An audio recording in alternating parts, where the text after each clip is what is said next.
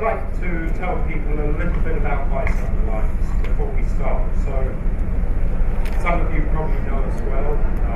We were here at ISGW in 2015 in Bangalore. We have a very close and strong relationship with ISGW. Wi-Fi Alliance, basically, we were formed in sorry, can you hear me okay? We were formed in 2012 to promote interoperable wireless standards for smart grid and smart cities, solutions based on interoperable standards. So our raison d'etre is to promote open standards technology for use in smart grid. So what does this really mean? So if you want to implement a Wi-Fi solution, you can go to websites of a number of standards bodies. So you can go to IEEE, for example, download IEEE 802.15.4G, I think for about 500 rupees. You can go to IETF and you can download the specification for all of the standards. In addition, Wi-Fi is very strongly on security of our network. Our security is based on 802.18, which probably another 500 rupees, and 802.15.1. So what we're saying here is there is very, very low bar to entry to becoming a participant in the Wi-Fi network. So what does Wi-Fi do? So we take these open standards and we create a testing and certification program to guarantee interoperability as much as we can guarantee. What that does for the customer should be obvious. It gives customer choice. So in the utility industry, the utility should be able to go to any one of our member companies and look at the solutions they're providing based on not just the fact that they're interoperable, but the fact that they have open vendor choice. For the product vendors, it also helps grow the market. So when Wi-Fi started off, we started with a standard that's really focused on the utility network. But it's become obvious over the past few years that this has great potential in smart city networks, and also further into much bigger Internet of Things environments. So Wi-Fi field area network specification. Perhaps during our panel discussion we'll have an opportunity to discuss those. So without further ado, I would like to hand over to our first presenter, who is Raj Vaswani, who is CTO of Silver Spring Networks and Chair of the Board of Wi-Fi Alliance. Over to you, Raj. Thank you, Phil. CEO of Silver Spring Networks and also the co-chair of the board of Wi-Fi. What I'd like to do is to briefly summarize some of the points Phil made and then show you a little bit of a presentation about that. I'm good, I think. Thank you.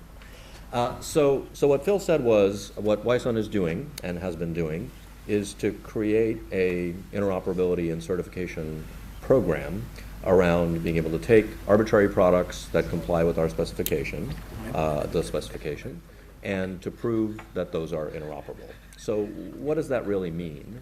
And why isn't simply saying that you support a standard enough, for example? Obviously, if you are not standard in any way, that means that you have a proprietary technology, you can only buy it from that vendor, and so on. So standards are good for providing customer choice, bringing costs down, improving feature function more rapidly, and so on.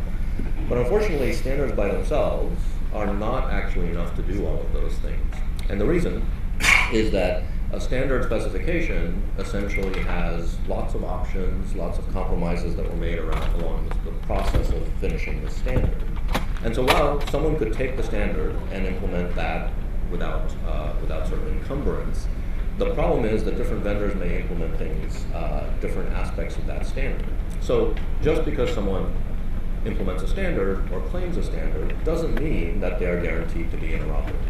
So a good example of how this works is the Wi-Fi lens. So what the Wi-Fi lens does is it takes the underlying standards, 802.11a, b, g, n, etc.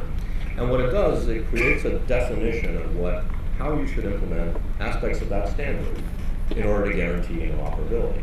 So the truth is that no one actually buys an 802.11n device. What they buy is a Wi-Fi device. And the reason they buy a Wi-Fi device is that they know that something with a Wi-Fi sticker will be guaranteed to interoperate with something else with a Wi-Fi sticker. So Wi-Fi is doing exactly that for this environment, for a large-scale, especially outdoor, highly reliable, critical infrastructure sorts of networks, for smart grid applications like the utility industry, smart city applications, street lighting, IoT, Internet of Things applications, various sensor applications, and so on. So we are doing those things, and what I'd like to now show you is a little bit of evidence that this is not just an abstract conversation, but that this has actually been going on for some time. And I'd like to talk a little bit about Wi-Fi in the real world. So this is, to be fair, filtered through our experience at Silver Spring Networks, having been deploying these networks for a decade or so now. But it's really an example, in my role as co-chair of Wi-Sun, of the proven nature of the Wi-Sun technology and its applicability to these environments. So, firstly, as I said, as Silver Spring, we support Wi-Sun, and the way that works is that you have this layer of devices at the bottom. What they plug into is this standards-based interoperable network, that part of which, over on the left there, is the Wi-Sun physical layer and MAC layer, and next to which is the IPv6 network and the rest of the Wi-Sun profile. So those aspects are what define the Wi-Sun field area network, or FAN, specification and stack. Above that are a wide variety of applications in energy, like advanced metering, distribution automation, and so on, and also smart city applications, or renewables integration, and that sort of thing. So essentially, what you have in the middle is this platform, Wi-Sun compliant, that supports an arbitrary set of devices at the bottom. Any device vendor can implement either a Wi-Sun profile and interoperate with this network, or, as the next slide shows, basically take existing products and embed those in their solution. So what I show on the far right there is a communications card as a network endpoint. Various vendors can actually take that card as a whole and drop it in, knowing that it will interoperate with any Wi-Sun network. Conversely, a vendor can build something that is Wi-Sun FAN compliant and expect that it will interoperate with those access points and relays in the wireless network that is also Wi-Sun compliant. So that's how basically Wi-Sun gets embodied or implemented in a system in the real world. Well, has it ever been done? Indeed it has. Essentially today, at Silver Spring, for example, we're working with utilities and cities across 5 continents. We have a large number of customers in the U.S. Some of our customers in the U.S. are the top utilities in the U.S. We have a number of customers in Australia and New Zealand, in Europe, in Asia with Singapore Power, and recently announced in Kolkata as well, in India. So essentially, utilities all over the world have been adopting this standard technology very rapidly. Increasingly, though, we also are using it, as I said, for non-energy applications. So we're doing street lighting projects in Paris and Copenhagen, other cities around the world. And so, in general, the technology is extremely proven in a wide variety of areas and a number of industries. So utilities and cities across 5 continents. To date, we've deployed about 23 million endpoints across those continents. And perhaps most importantly, it's not just a question of having proven the technology. It's about basically that technology deployment translating into proven business benefits. And what we're seeing more and more now is our utility customers basically getting on their public earnings calls and saying, I use this network for automatic switching and reclosing in my grid network, and it saved me 1 million power interruptions this year, and that saved me $50 million US.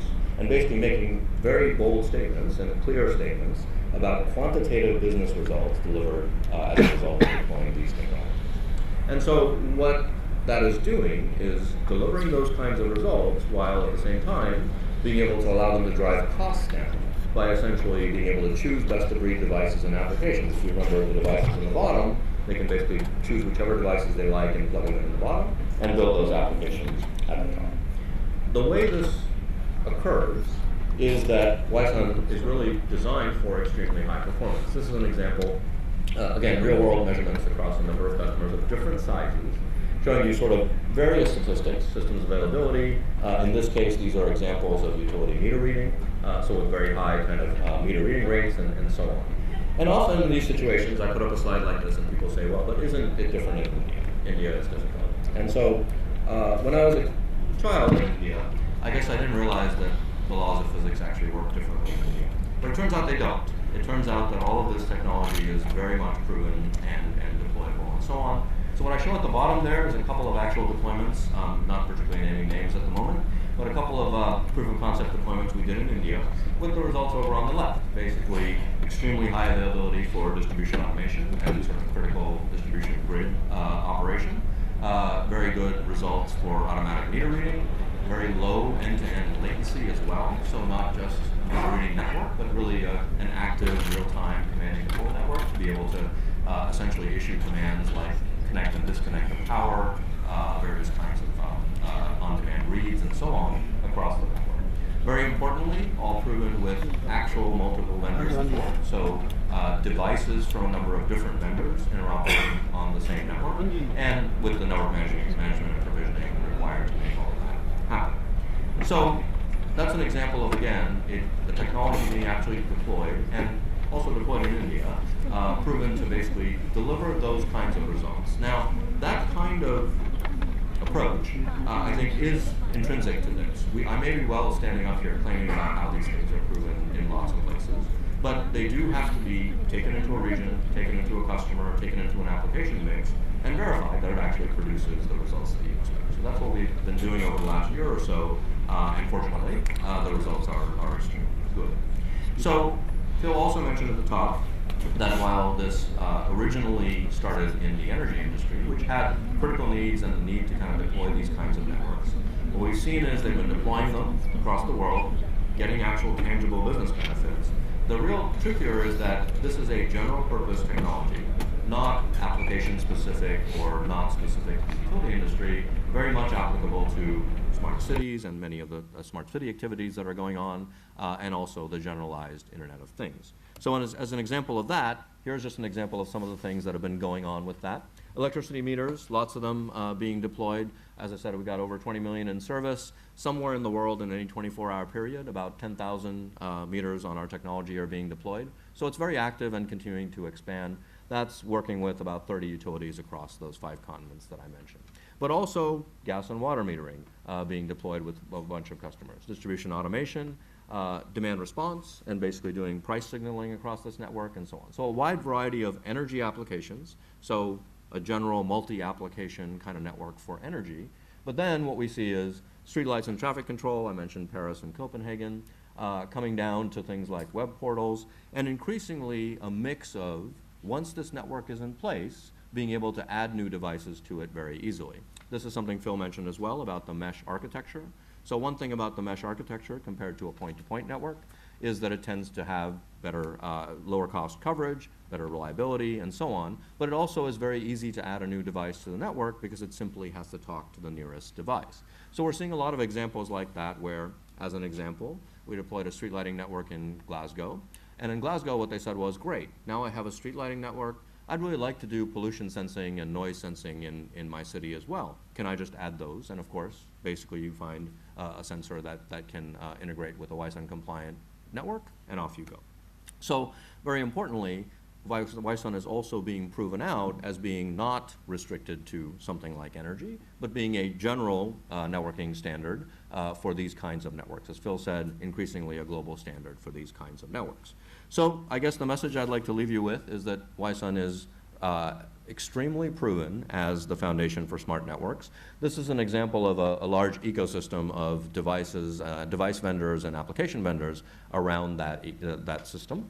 So at the top we have a number of metering vendors, we have back office sort of utility software vendors, we have people doing in-home devices and demand-side management devices, distribution automation and grid devices, and over on the far right there you see the expansion into smart city with lighting and control, lighting deployment vendors deploying these systems, and increasingly now, many more things coming on sensor and IoT devices. So hopefully that gives you some sense of mapping kind of the abstract description of what Wi-SUN does and what it creates to its real-world sort of proven nature. So very importantly, proven that the technology is working not only globally but also within India, proving that it is basically delivering not only the systems and getting those deployed at scale in production, but also delivering this ecosystem around it, increasing that customer choice and flexibility. And lastly, that both those things combine to actually deliver proven business benefits,